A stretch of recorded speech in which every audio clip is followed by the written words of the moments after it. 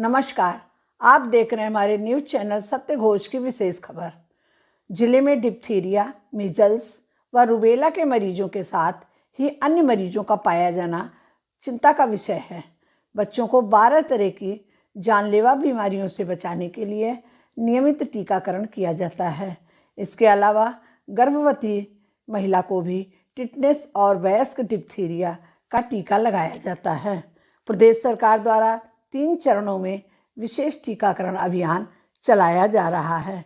इस क्रम में पहला चरण 9 जनवरी से 20 जनवरी 2023 तक, दूसरा 13 जनवरी से 22 फरवरी और तीसरे चरण में 13 फरवरी 22 मार्च तक विशेष टीकाकरण पखवाड़ा मनाने का निर्णय लिया है। इस आशय की जानकारी मुख्य चिकित्सा अधिकारी डॉक्टर मधु गैरोला ने शुक्रवार को अपने कार्यालय में मीडिया कर्मियों से बातचीत करते हुए दी। उन्होंने बताया कि इन विशेष पखवाड़ों के दौरान छूटी हुई गर्भवती महिलाओं व बच्चों का 100% टीकाकरण किया जाना है। सीएमओ ने बताया कि 12 जानलेवा बीमारियों से बचाव के लिए बच्चों को ये टीके लगाए जाते हैं। पखवाड़े के तहत गांव-गांव, घर-घर जाकर 5 वर्ष तक के बच्चों को टीका लगाया जा रहा है। विभाग का प्रयास है कि कोई भी बच्चा टीका लगवाने से वंचित न रह जाए। इसके लिए सभी जरूरी कदम उठाए जा रहे हैं। उन्होंने बताया कि विशेष टीकाकरण पखवाड़े की सफलता के लिए आशा एवं एएनएम के माध्यम से हेड काउंट सर्वे के आधार पर बच्चों का टीकाकरण कराया जा रहा है। उन्होंने यह भी बताया कि पखवाड़े के तहत 0 से 5 वर्ष के बच्चों के नियमित टीकाकरण के अतिरिक्त 9 माह से 5 वर्ष तक के बच्चों को खसरा से बचाव के लिए मीजल्स, रूबेला का टीका दिया जा रहा है। हर बच्चे को MR टीके की 2 खुराक लगनी है, यानी जनवरी में टीके की पहली डोज व 3 माह बाद दूसरी डोज लगेगी। जिन टीकों के प्राथमिक 3 डोज 1 साल के छोटे बच्चों को देने हैं वह जनवरी में पहली डोज लगी है, उन्हें फरवरी में दूसरी डोज व मार्च में तीसरी डोज दी जाएगी।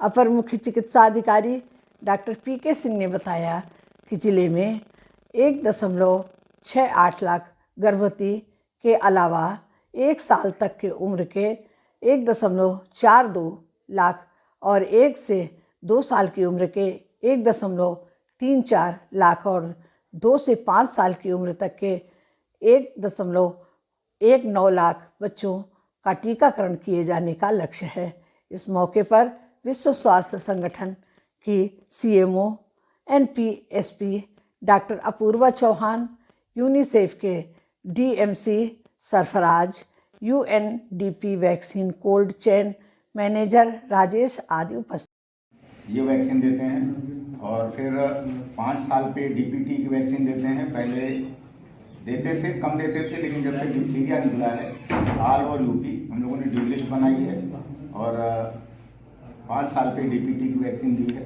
साथ में DT की vaccine, diphtheria, tetanus and adult dose of diphtheria 10 साल और 16 साल के देते हैं।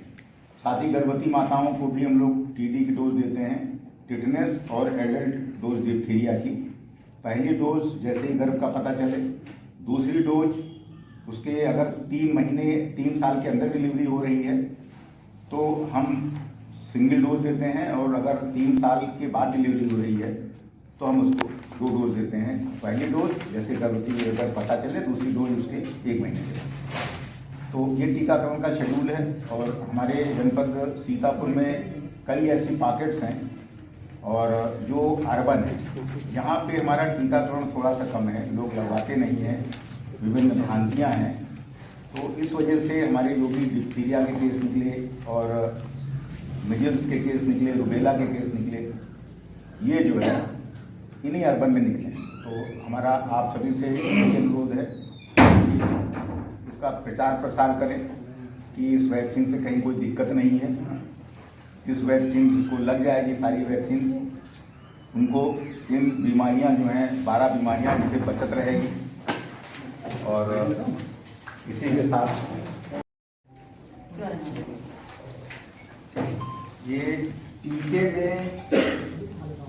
जब बच्चा पैदा होता है तो संस्थागत प्रसव पर भी हम लोग हेपेटाइटिस बी का टीका 24 घंटे के अंदर लगाते हैं, जिससे पीलिया का संक्रमण गर्भावस्था को होते हुए जो बच्चा पैदा हुआ उसको ना हो जाए। दूसरा, पोलियो की 0 डोज देते हैं। और तीसरा, इसमें जो हम लोग लगाते हैं BCG, जो टीबी है, उससे बचने के टीके लगाते हैं। फिर बच्चा 1.5 महीने का होता है, हम तब उसको पेंटावेलेंट देते हैं। पेंटावेलेंट में एक तो डिप्थीरिया हो गया, पर्टूसिस हो गया, टिटनेस हो गया, हीमोफिलस इन्फ्लुएंजा बी हो गया और हेपेटाइटिस हो गया। ये 5 बीमारियों से लड़ने के लिए 1.5 महीना, 2.5 महीना और 3.5 महीने भी देते हैं। इसके साथ में हम ओरल पोलियो देते हैं। ओरल पोलियो के साथ साथ एक वैक्सीन है, निमोकाकल कॉन्जुगेट वैक्सीन, सबसे महंगी वैक्सीन है, 4,500 रुपये पर डोज। उसे निमोनिया में रुकावट होती है। और पोलियो चूंकि भारत से इसका उन्मूलन हो गया है, लेकिन अभी भी वैक्सीन वायरस के केस कुछ अन्य देशों में निकल रहे हैं, तो हम फिर IPV देते हैं, पोलियो की इंजेक्शन उसको देते हैं, और वो 1.5 महीना, 3.5 महीना और 9 से 12 महीने देते हैं। इसके साथ ही 9 से 12 महीने पे PCV जो निमोनिया को रोकता है, इसकी बूस्टर डोज देते हैं। हम मिजल्स है, रूबेला है, जापानीज इंसेफ्लाइटिस है, और IPV इंट्रा मस्कुलर जो इंट्राडर्मल पोलियो की वैक्सीन है वो देते हैं। विटामिन A की खुराक देते हैं। इसी तरीके से 16 से 24 महीने पे बूस्टर डोज देते हैं।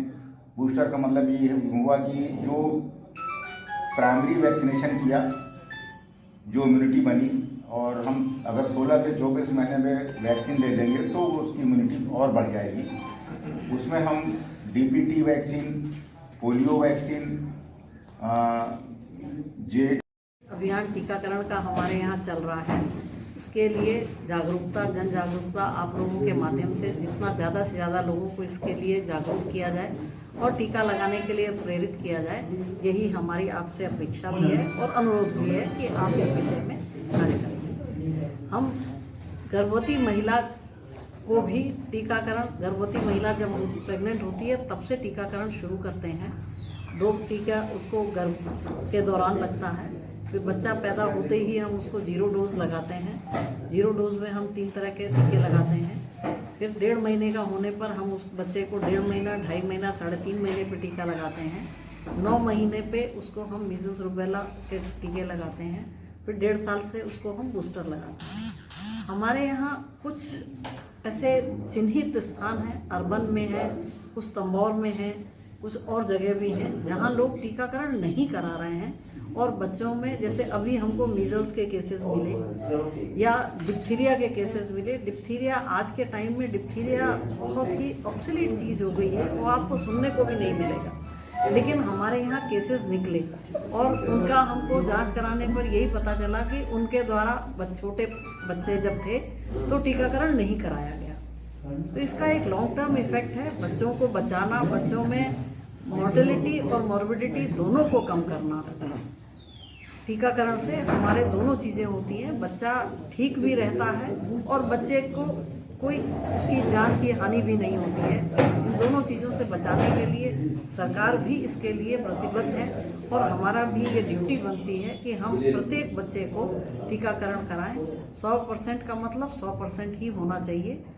आप लोगों से यही अनुरोध है कि आप जन जागरूकता पे हमारा सहयोग करें और जो लोग नहीं करवाते हैं उनको आप अपने स्तर से जो भी कर सकते हैं वो करिए, और या आप उनको चिन्हित कर पाते हैं तो कम से कम हमें बताएं ताकि हम हमारी तरफ से टीम जाए स्वास्थ्य विभाग की, प्रशासन की, और हम उन बच्चों को निकाल कर टीकाकरण कर पाएं।